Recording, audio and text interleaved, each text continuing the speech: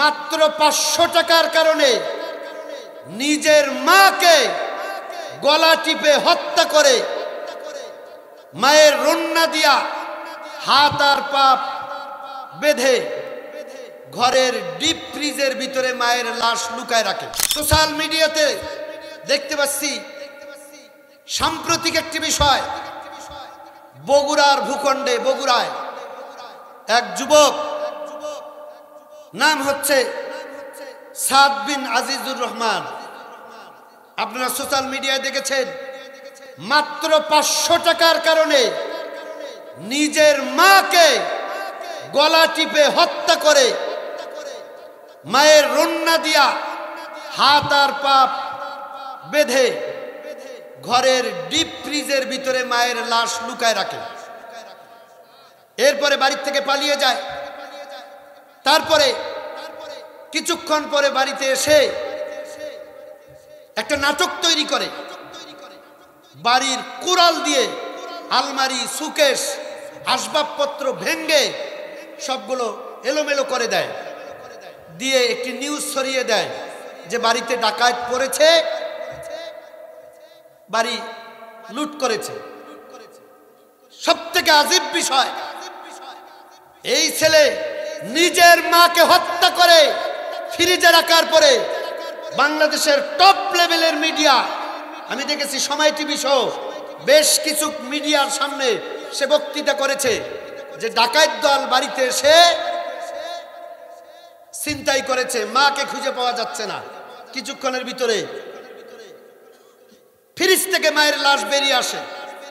এরপরে র্যাব তাকে গ্রেপ্তার করে রিমান্ডে নিয়ে তথ্য উদ্ঘাটন করলেন যে ডাকাত দল বাড়িতে আসে নাই, নিজের সন্তান মায়ের কাছ থেকে প্রেমিকার জন্য প্রেমিকার পিছনে টাকা খরচ করবে, এইটা প্রত্যেক দিন তাকে দিতে হয়। মায়ের সঙ্গে তার ঝগড়া হয় সেদিনও সকালে। সামান্য 500 টাকার কারণে জনম দুঃখিনী মা, গর্ভধারিণী মা, দুগ্ধপানকারিণী মাকে যেই সন্তান গলা টিপে হত্যা করতে পারে, এরা কোনোদিন মানুষ না, এরা উলাইকা কাল আনআম বালহুম আদল, এরা আল্লাহর বক্তব্য অনুযায়ী 4 পাওয়ালা জানোয়ারের থেকেও খারাপ। আসতে বললেন কেন? জোরে বলুন, কথা ঠিক কিনা? এটা তো বগুড়ার ঘটনা, টপ নিউজ। গত শনিবার কিংবা রবিবার আপনাদের এই রংপুরের গঙ্গাচড়ার বেদগাড়ির নাঙ্গলের হাটের পশ্চিমে এই এলাকার একজন বিজ্ঞ আলেম আজকে রংপুর শহরে সালাতুল জোহরের একটু আগে আমাকে তথ্যটা দিয়েছে যে হুজুর, এই গঙ্গাচড়ার নাঙ্গলের হাটের পশ্চিমে এক যুবক নেশা করে এসে তার মাকে গলায় ছুরি ধরে মায়ের গলা কেটে দেয়। তাৎক্ষণিকভাবে এলাকার লোকজন জড়ো হয়ে ওই মহিলাকে হসপিটালে নিয়ে যায়। উনি তখনও মারা যান নাই। ছেলেকে পুলিশ দিয়ে গ্রেফতার করানো হয়। আজীব দুনিয়া। সবথেকে আশ্চর্যজনক কথা হলো যে ওই মাকে যখন হসপিটালে নিয়ে যায়, ছেলেকে পুলিশে গ্রেফতার করে। মা অ্যাম্বুলেন্সে উঠে আর বারবার বলে, আমার কলিজার টুকরা ছেলে কোথায়? আমার ছেলের জন্য কোনো ক্ষয়ক্ষতি না হয়, আমি আমার সোনার টুকরারে দেখতে চাই। মা মা আজকে এই মাকে নিজের সন্তান হয়ে কেমনে হত্যা করে?